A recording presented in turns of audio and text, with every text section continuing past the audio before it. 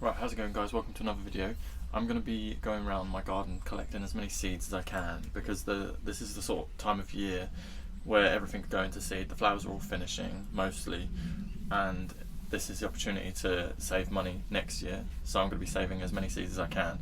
A lot of my ornamental grasses that I've used, which are grown annually, as annuals, I'm going to be saving seeds from those so that I can resow and grow them next year. And with one of the varieties, I'm actually surprised with how many seeds they've grown, because the seeds, when I purchased them, were, in my opinion, quite expensive. I think it was like £3 or £4 for about 5 seeds, and I think that's quite expensive. So I'm going to be saving a lot of those just so that I don't have to spend that money again next year. And I'm going to be going around my garden just seeing what I can collect. I've grabbed some paper envelopes, so I'm going to be tipping them all in there. It's been raining quite a lot recently, so I'm going to want the seeds to dry out in the envelopes first before I store them, and that is a really important part.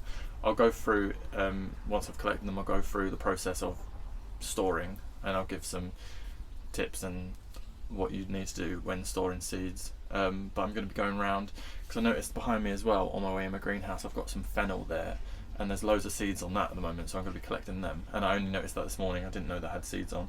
So I'm going to be going through, looking at everything and collecting them, and I'll take the camera around with me and show you. I guess I can show you a bit of my garden now, because I haven't really shown much. So yeah, I'll get on with that. Right, so to start off with, I'm going to be collecting some seeds from this canna. This is quite a short green variety, but as you can see there, the pods are so big and the seeds are huge as well, so they're so easy to collect and store. There was so many seeds in each pod, as you can see, and behind obviously there's still so many green pods that haven't matured yet, but really easy. These seeds are all nice and dry, and you can tell when they're ready to collect because the pods turn brown and start to open up. I actually grow these for the foliage and not for the flowers, but the flowers are quite pretty when they're out as well. You can get lots of varieties of cannas, and I would recommend growing them. They're really, really nice, impactful. Over here we've got the panicums here, which is that haze of grassy seeds that you can see.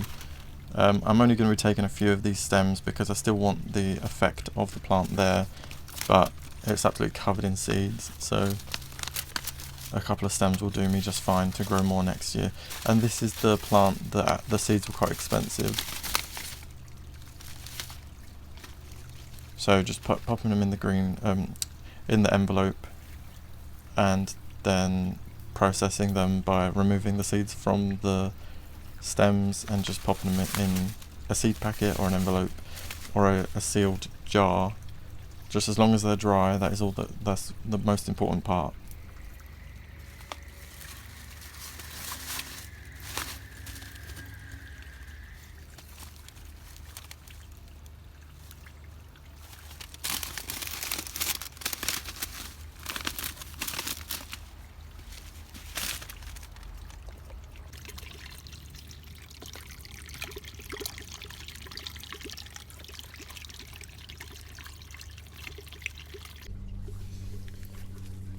All of the marigolds here are creating so many seeds. So every seed head here, every flower head really, just turns into so many seeds there.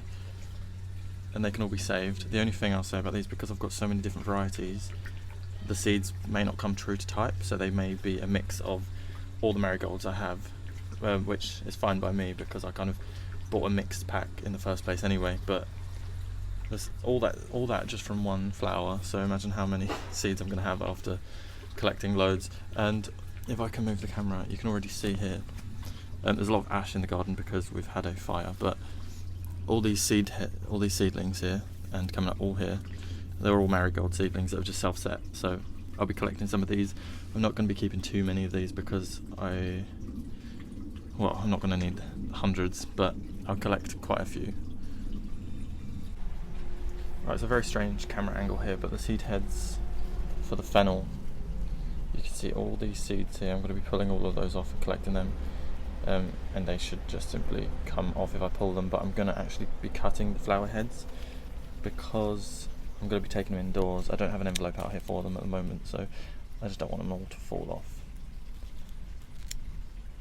Just cut them off. There you go, that'll be plenty, and then I can leave the rest for like the bugs or birds, whatever will eat them. Yeah, so it's as simple as that.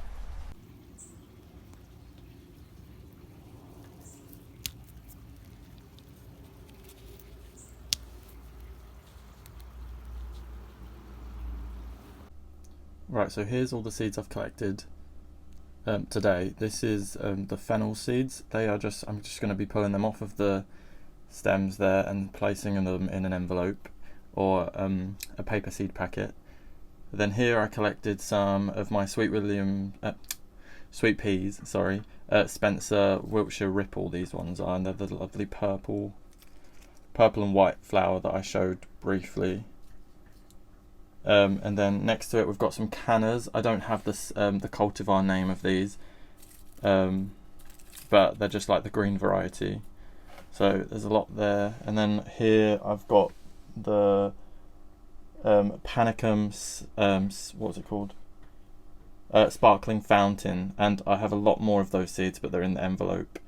And these ones are going to be a little bit more difficult because, oh, you can actually see here, if I try and get that in focus, this is the seed, but they have a little coating on, like you can see there. So I'm not sure whether to take the little coating off of all the seeds or not. That's going to take a very long time if I do, but I'll have to think about that before I store them, because the little coating here is going to be holding a lot more moisture than without the little coating. So yeah, so I'm going to be putting all these into some envelopes, and then that'll be it. And I'm going to keep them stored in a cool, dark, dry place, or maybe even the fridge, depending on the space that I have in there. But if I keep seeds in the fridge, I always put them in a jar first, like a sealed glass jar, so that they don't get infected, because obviously it's sometimes quite moist in the fridge. Like there's a lot of other plant materials in there, or sometimes like rotten food. Like you don't really want that around your fresh seeds. So you can either do that, or you can keep them in like a tin, just in a cupboard, and that'll be absolutely fine. But I'm going to be putting these into envelopes here, and yeah, and then that'll be it. So the envelopes I'm going to be using, I actually got them in like a little kit because I got one of those paper pot makers, and I got loads of these seed packet envelopes in with that set.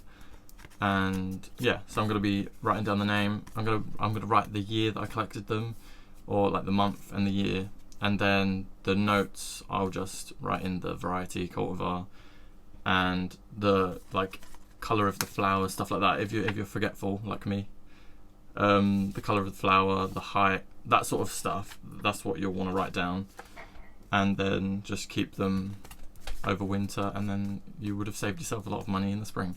And a lot of these seeds will be able to last several years as well if you keep them in the correct conditions. So it's just the win-win really, and a lot of people don't really save their seeds, they just buy new plants the following year. But I'm just going to be trying to save as much as possible, and because I have a lot of like horticultural friends, I can share the seeds with them, or give them around within the family, stuff like that. So it's always good to do. So I hope this was interesting, and I will see you guys in the next video. Thank you for watching.